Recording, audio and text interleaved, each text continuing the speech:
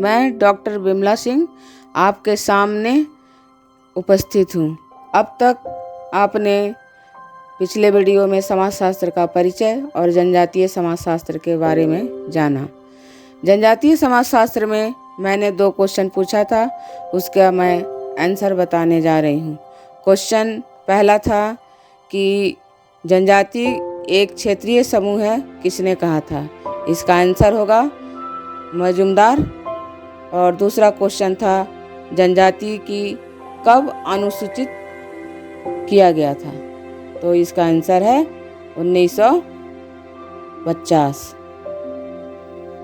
अब मैं इस वीडियो में अगस्त काम्टे के बारे में बताने जा रही हूँ। फ्रांस के प्रतिभाशाली अगस्त काम्टे को समाजशास्त्र का पिता कहा जाता है।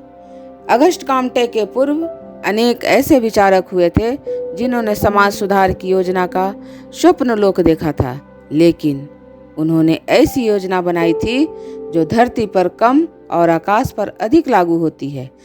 काम्टे ने समाजशास्त्र को एक व्यवस्थित विज्ञान के रूप में प्रतिपादित किया था। अगस्त काम्टे मानसिक दृष्टि से अत्यंत ही परिश्रम करते थे। इनकी मृत्यु 5 सितंबर 1857 को हो गई थी, लेकिन इनका मानसिक शरीर और इनके विचार आज भी जीवित हैं और सदियों तक जीवित रहेगी। काम्टे का जन्म 19 जनवरी 1798 ईस्वी में हुआ था। इनका जन्म मॉन्टपेलियर नामक स्थान में हुआ था। काम्टे के पिता माता कैथोलिक धर्म के कट्टर समर्थक थे। काम्टे बचपन से ही विभिन्न विलक्षणताओं से परिपूर्ण थे। काम्टे प्राचीन सत्ता और परंपराओं के विरोधी थे। काम्टे के विचार अपने माता पिता के विचारों से मेल नहीं खाते थे। काम्टे की गणित में रुचि थी। इनका अध्ययन योजना के अनुसार होता था। जब, कब और कितने समय तक पढ़ना है। उनमें बचपन से ही कुशल नेतृत्व की क्षमता थी। वह विद्यार्थी जीवन में मेधावी छात्र हुआ करते थे। 1818 ईस्वी में संत साइमन के संपर्क में आए थे, जिनका उन पर अत्यधिक प्रभाव पड़ा। वह ढोंगी और पाखंडी है, काम्टे का कहना था। वह उनके विचारों का शोषण कर अपने नाम से स्वयं उनका प्रयोग करता था। इस कारण दोनों के संबंध आपस में समाप्त हो गए। काम्टे का विवाह 1825 में कैरोलिन मेसिन से हुआ था, लेकिन दोनों के मध्य गहन मतभेद होने के कारण 17 वर्ष के बाद सन 1842 में विवाह विच्छेद भी हो गया। अगस्त काम्टे के आर्थिक स्थिति बिल्कुल भी ठीक नहीं थी। उनके पास आजीविका का कोई भी साधन नहीं था।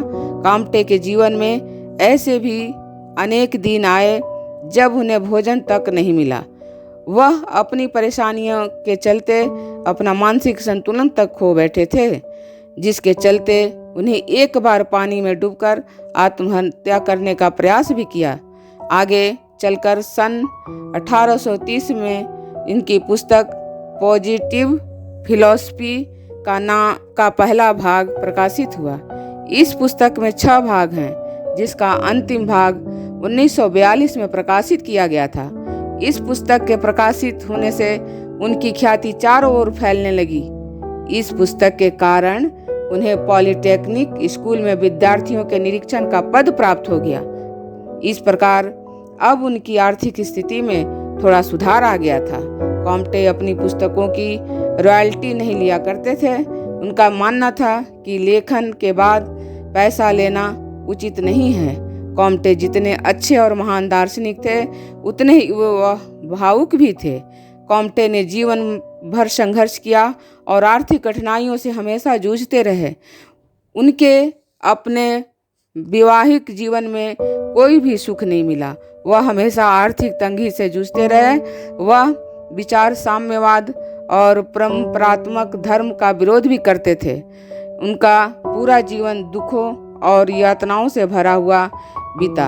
अंत में उन्हें कैंसर ने भी घेर लिया, जिनके कारण केवल 59 वर्ष की आयु में ही 1857 की इनकी मृत्यु हो गई।